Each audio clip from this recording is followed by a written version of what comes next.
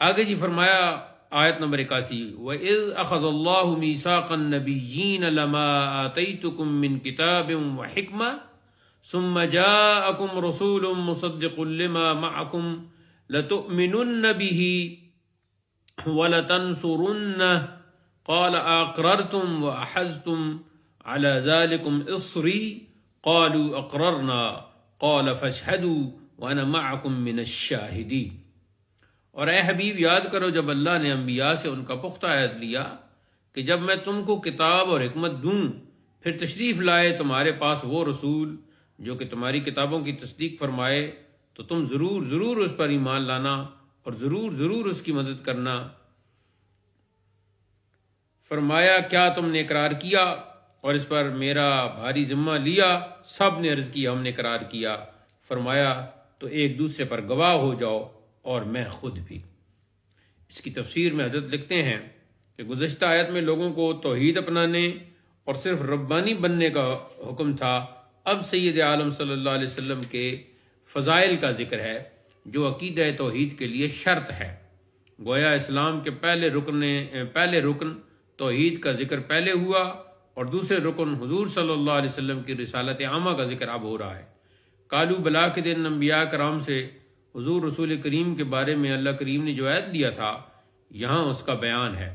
اپنے حبیب پاک کو مخاطب فرما کر فرمایا کہ حبیب کریم اس وقت کو یاد کرو جب سب انبیاء سے وعدہ لیا گیا کہ جب تم کو کتاب و حکمت عطا کروں، منصب نبوت پر سرفراز فرماؤں، پھر تمہارے پاس میرا وہ پیارا رسول تشریف لائے جو تمہاری کتابوں کا مصدق ہے، تو تم سب لازمی طور پر ان پر ایمان لانا، ان کی عظمت و بزرگی کا اقرار کرنا اور ان کی مدد کرنا، ان کے اوصاف و کمالات خوب بیان کرنا، اپنی اپنی امتوں کو تاکید کرنا کہ ان کو سب سے افضل سمجھیں، ان کے دشمنوں کو قتل کریں۔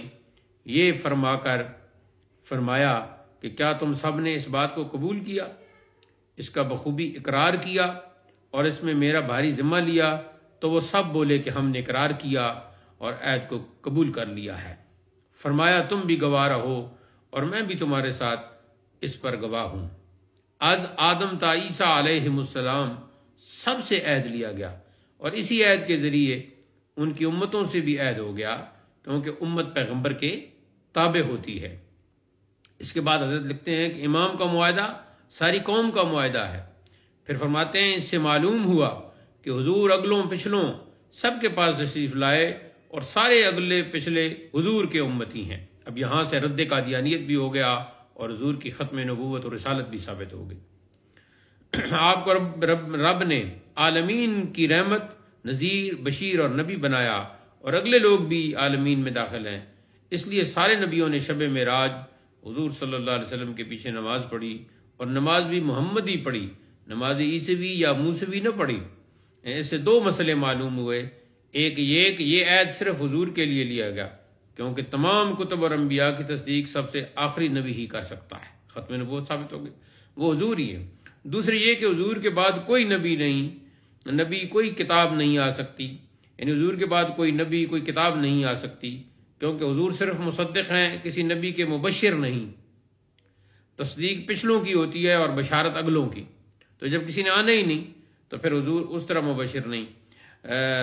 یاد رہے کہ انبیاء کا اس دن کا اقرار و ایمان فطری تھا، نہ شرعی دنیا میں آ کر اختیار کیا جاتا ہے جو ثواب و جزا کا ذریعہ بنتا ہے، اور فطری طور پر تمام انسان میثاق کے دن اللہ پر ایمان لا چکے ہیں، مگر چونکہ وہ شرعی نہ تھا اس لیے صرف اسی کی بنا پر سب کو مومن نہیں کہا جا سکتا، ورنہ سب کافر بھی مومن ہوتے۔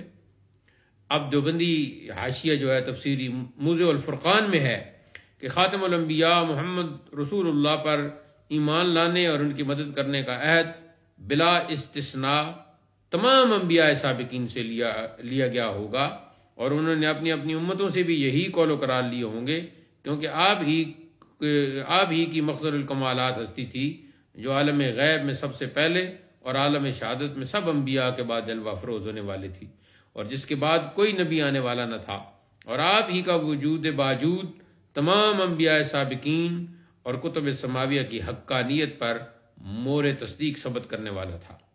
الحاصل قرآن کریم میں یہی وہ گراں قدر اور بے مثال خطبہ ہے جو ہمارے آقا کریم کی شان میں میثاق کے دن انبیاء علیہ السلام کی پاکیزہ اور ہر گناہ سے معصوم نورانی جماعت میں اپنی شان کے لائق خود رب العالمین نے نہایت اہتمام کے ساتھ دے کر یہ ظاہر فرما دیا کہ ربوبیت کا اقرار کرنے والوں میں بھلے برے، مومن، کافر، دیندار اور بے دین کی کوئی تمیز نہیں، لیکن رسالت سید المرسلین پر ایمان اور آپ کی نصرت کا اقرار و اعلان میثاق کے دن بھی صرف انبیاء کرام سے مطلوب ہے، کسی دوسرے سے نہیں۔ ایسا کیوں نہ ہوتا؟ آپ تمام انبیاء کے نبی، تمام کتب سماویہ کے مصدق، وجود میں سب انبیاء سے پہلے، ظہور میں سب سے آخر، جن پر ایمان لانا اور جن کی مدد کرنا تمام انبیاء پر خود خدا تعالیٰ نے فرض فرمایا۔ وہ ہم غریبوں کے آقا، پوری کائنات کے سردار، احمد مختار، حبیب کبریا ہیں صلی اللہ علیہ وسلم۔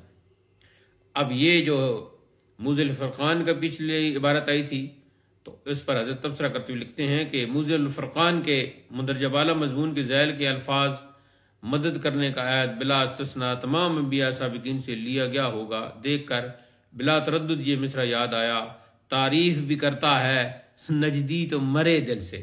ورنہ یقینی مسئلہ کے بارے میں بطور احتمال یہ لکھنے کا کیا مطلب کہ لیا گیا ہوگا، اس میں تو شک ہے۔ ایمان لانے اور ان کی مدد کرنے کا عہد بلا استثناء تمام انبیاء سابقین سے لیا گیا ہوگا، نص قطعی کے مقابلے میں احتمال کی، شک کی کیا ضرورت تھی؟ بہرحال میثاق کے دن 3 عہد لیے گئے۔ سب سے پہلے اپنی ربوبیت کا، انبیاء سے حضور رسول کریم کا، اور علماء بنی اسرائیل سے تبلیغ کا۔ اس آیت میں دوسرے کا ذکر ہے جس کی اہمیت کے اظہار کے لیے بلا نہیں کہلوایا بلکہ اقرار کروا کر انبیاء کو ایک دوسرے پر گواہ بنا کر خود اپنی شاہی گواہی بھی ان کے ساتھ شامل فرما کر اپنے محبوب کریم کی شان کا اظہار اس شان سے فرمایا کہ جس سے زیادہ کا تصور بھی محال کے مترادف ہے۔ فللہ الحمد والصلاۃ والسلام علی سید المرسلین وعلی آلہ واصحابہ اجمعین۔ تو یہ ناظرین کرام آیت نمبر 81 تک تلاوت، ترجمہ اور مختصر تفسیر مکمل ہو گئی ہے۔ تو اگلی نشست میں انشاءاللہ آیت نمبر 82 سے آغاز درس ہوگا۔ اللہ تعالی ہمیں فہم قرآن کی سعادت سے بہرہ بر فرمائے۔